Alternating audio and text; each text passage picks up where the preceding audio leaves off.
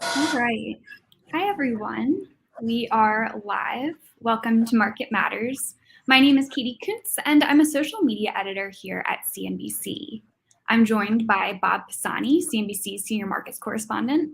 And today we're going to be talking about all of the latest stock market moves. So, Bob, thanks for joining us. Nice to see you. I'm sure you've been busy this week. It's one of the busiest weeks in a while, and next week's going to be even busier. Maybe we can talk about that at the end here. Yeah, for sure. So let's just jump right into it. We had a trading glitch at the stock exchange this week. Can you tell us what happened there and what was affected? Yeah, so the after 9/11, when of course we had the disaster with the Trade Center coming down, the NYSE had to set up a contingency, a backup plan in case something happened to the floor. It couldn't open. What could you open in another site or open remotely? And so the backup is actually in Chicago, and they were testing the systems. It's routine to do this. This is disaster recovery. This is what happens if you can't get in. How do you run the operation? All businesses, by the way, have disaster recovery, not just the New York Stock Exchange. So they were testing the system, the software on the system. And for whatever reason, we don't know why, they did not, when they were testing the backup, which was Chicago, they didn't turn it over to the regular system at the New York Stock Exchange for the open. There was an error, a manual error somehow, and we don't quite know how, but it opened up with the backup. Now, the effect of doing that, for reasons we don't know why, was that, you know, in the morning, all the DMMs, the designated, they build a book. So everybody has buy and sell orders for whatever, Chevron or Exxon or IBM. And there's one opening price, which is based on the aggregate of all the buy and sell orders. And the DMMs build the book for one opening price. That's how the market opens. For whatever reason, this backup system sort of operated like the market was already open and didn't allow the DMMs to build a book because it was acting like the market was already open. So the market just sort of opened on the DMMs without them publishing these auction prices, the opening prints. And so the volume was thin at the open, and all of a sudden, you know, we had some crazy prices because supply demand, and this kicked in programs that halted trading in individual stocks. Whenever you get big price swings at the open, it can vary depending on the price, but it's about 10%. It shuts down for a few minutes, the individual stocks, to sort of figure out what's going on and get, you know, a balance together. And so it was a bit of a mess. Things sorted themselves out within an hour or so, but a lot of orders got canceled, orders didn't get done. And it was largely due to a manual error. They simply didn't bring the full NYSE system back up. They were working on this backup system. So it was a little bit of an embarrassment for the New York Stock Exchange. It had nothing to do with the floor. You know, the DMMs, who normally publish the auction prices, they couldn't do it. So what this goes to show you is how, first off, human error can still happen, which is what this is. And number two, we're all kind of slaves to software. You saw what happened with the air traffic controller system kind of going down a few weeks ago. You know, for whatever reason, we're very dependent on software, and stuff happens. Now, you can take these kinds of things shouldn't happen. Air traffic controller systems shouldn't go down. The NYSE shouldn't. But the fact is, things are so complicated that sometimes I take the opposite tack. It's amazing more stuff doesn't go wrong, actually. It's amazing how much goes right. That doesn't excuse any of this, but it's a reminder of how human error still matters and how dependent we are on software. Yeah, that's a really good point. And I know for all of us watching, it was a pretty confusing kind of morning. So thank you for helping to explain it to everyone. And so, Bob, there's been a lot of companies reporting earnings recently. Earnings season is underway. So, you know, how is it going so far?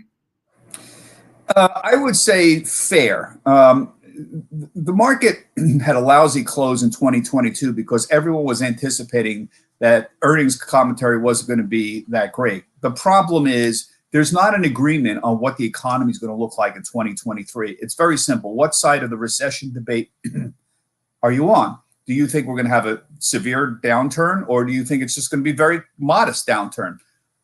And the closing into 2022, it looked like we were going to have a more severe downturn. The market was acting that way. And now that we're into 2023, there seems to be a belief that we can get what we call a soft landing. And earnings are reflecting some of the concerns that were in the fourth quarter. But remember, the stock market is a forward-looking mechanism. It's a discount mechanism. It's not concerned with what happened in the fourth quarter. It's concerned with what's going to happen in the second half of the year, because it's a forward-looking mechanism. So I'll give you an example. American Express reported earnings, and they were okay, but the guidance was pretty good. One of the things people watch with credit card companies is how much provisions are there for loan losses? How much do they think people are going to be delinquent on the loans they give out when you use your credit card? Because the delinquencies go up when the economy turns down. They had higher provisions for loan losses, but not that high. And it wasn't nearly as high as before the pandemic. So this tells me that American Express is seeing somewhat higher delinquencies, but not dramatically higher. And their provisions, the stuff they're putting aside for future losses, are higher, but they're not that dramatic. That's a good sign. So the consumer looks still strong. On the other hand, you saw Intel today, it's down 10%. This terrible PC demand, much weaker than anticipated.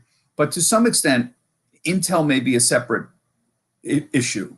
They may have their own issues by and large. So right now, the market is expecting earnings to be kind of flat for the first half of this year. First quarter and the second quarter, basically a slightly down, maybe 2% from the same period last year. Everybody thinks that we're going to get a soft landing. And so the earnings estimates are higher for the second half of the year. That's where all the growth is. Now you can say, well, they're hiding. They are hiding in the second half of the year.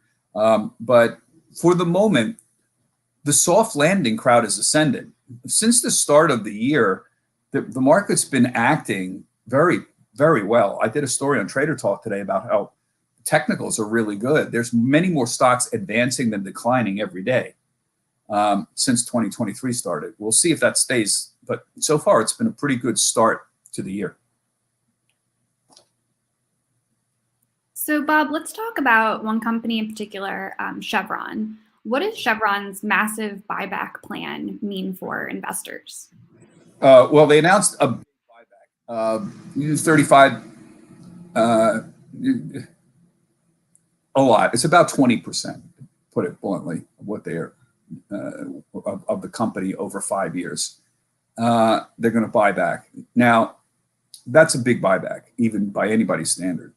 The problem is it's controversial.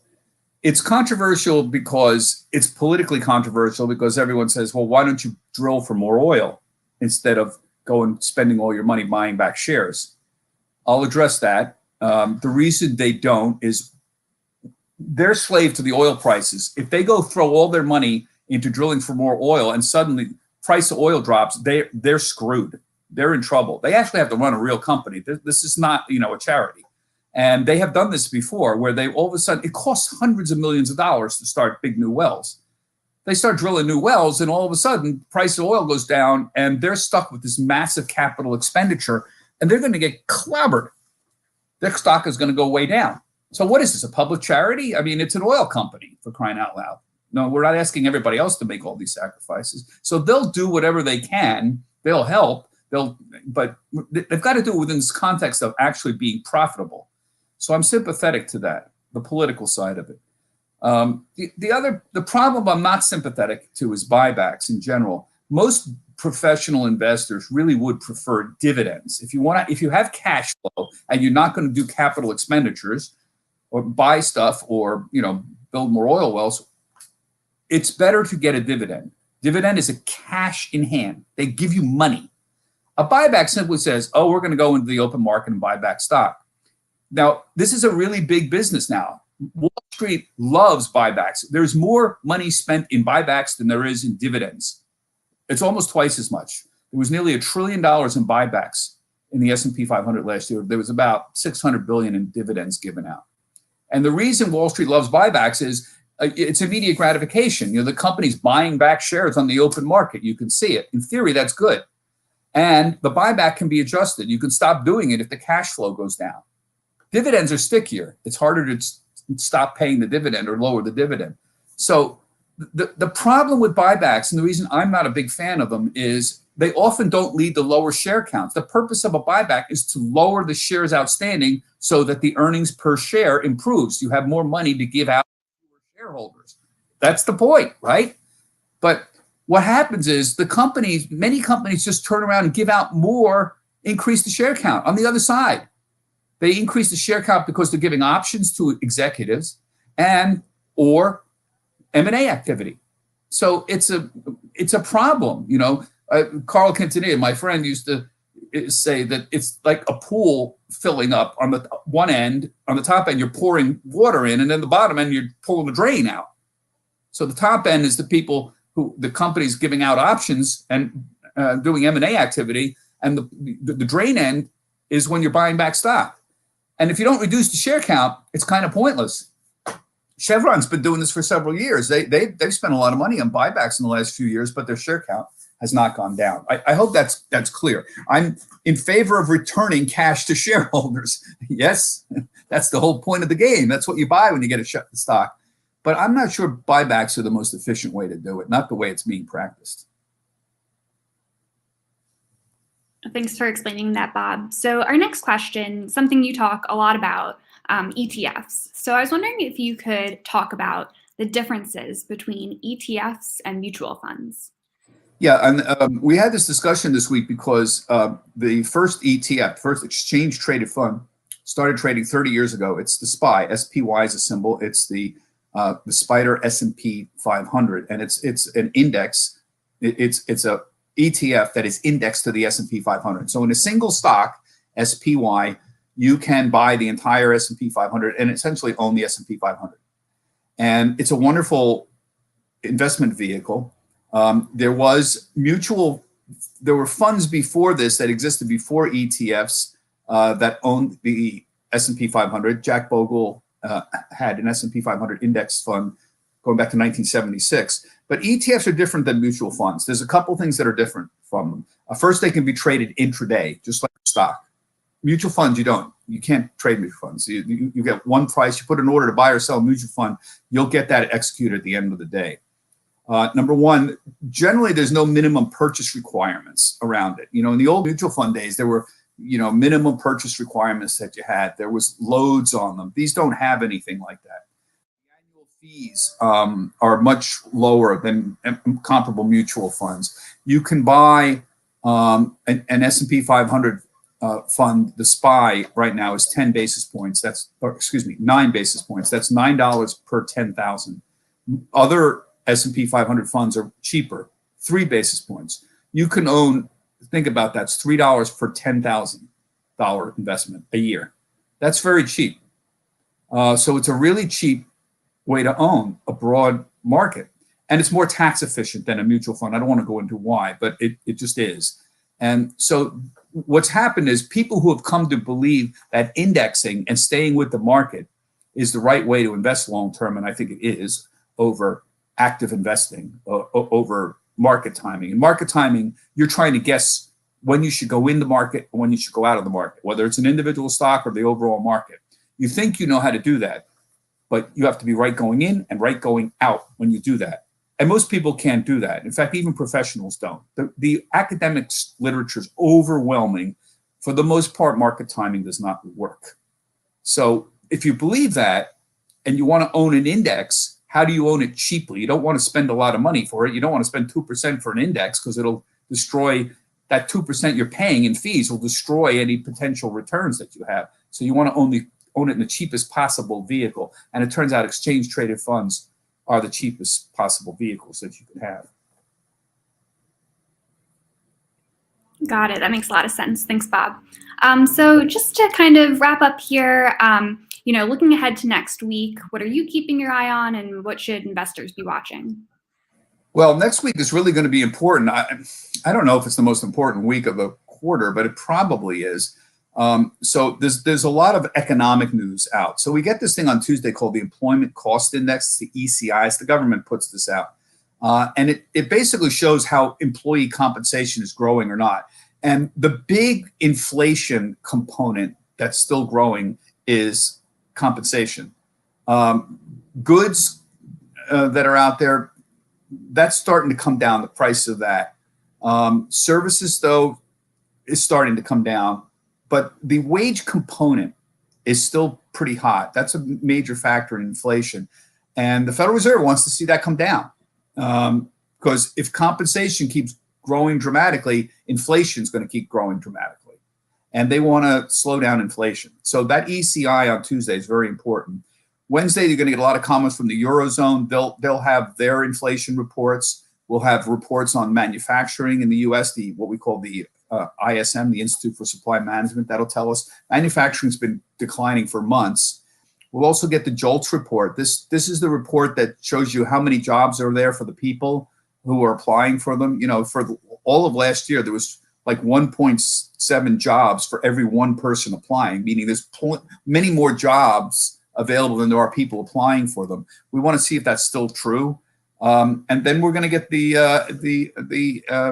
Federal Reserve decision on interest rates. Everyone expects them to keep raising rates. 25 basis points is the guess for everybody. But the question is, are they going to comment on what it's going to look like in the future? So there's a debate about higher for longer. Are they going to stay, high? They're pushing short-term rates towards 5%. And the question is, will they stay there? And then we'll get the jobs report on Friday. Jobs still have been pretty strong, but the growth is slowing down. Can you slow down job growth just enough to not cause a serious downturn, but you want it slower? It's a really tricky thing to do. We'll get that report. And then we just keep getting all these earnings report. We'll get some of the big industrials like Caterpillar and GM reporting, and Exxon will report on Tuesday. So it's going to be a really busy week next week. We'll have a much better sense of the state of the economy. By end of Friday, half of the S&P 500 will have reported earnings, and we'll have the jobs report for January, and the Federal Reserve will have already given us some indication of what they're going to do for the rest of the year. So I'm going to stick to the idea. It might be the most important week of the quarter. Well, that's definitely helpful context for everyone there, Bob, for what is sure to be a busy week. It definitely sounds like it. So thank you for answering all of our questions. Thank you to everyone who sent in questions. Just a reminder, you can leave a comment below if you have a question for Bob. We can get to it in our next episode of Market Matters. So thanks everyone for tuning in. We'll talk soon. Thanks, guys. Good questions.